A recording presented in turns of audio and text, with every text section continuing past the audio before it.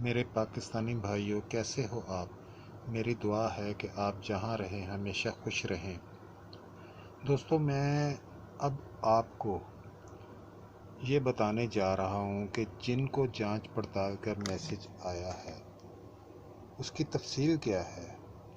कुछ लोग वीडियो बनाकर सोशल मीडिया पे डाल रहे हैं कि मैसेज आना शुरू हो गए, पैसे मिलना शुरू हो गए। बिल्कुल झूठ है।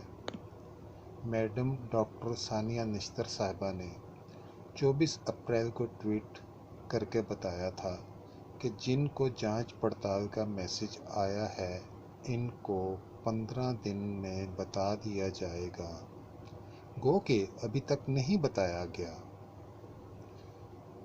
आप उस ट्वीट का स्क्रीनशॉट मैं दिखा रहा हूं, आप देख सकते हैं। फिर 2 मई को बेरोज़गार होने वालों के लिए वज़ीर आज़म पाकिस्तान ने एक पोर्टल का इफ्तिताह किया। इसकी ट्वीट का स्क्रीनशॉट भी आप देख रहे हैं।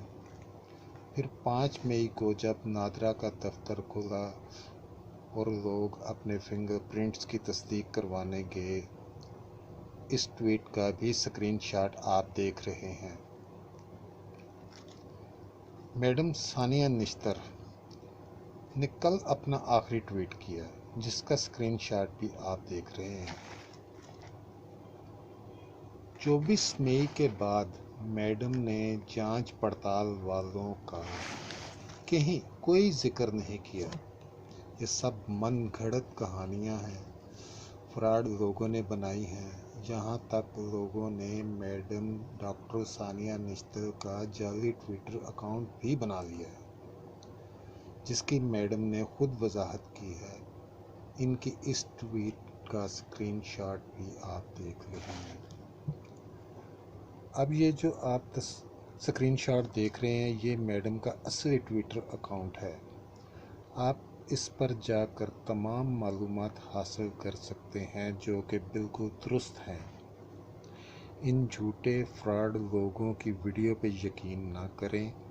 ये मुफाद परस्त लोग आपको झूठी खबरें दे रहे हैं।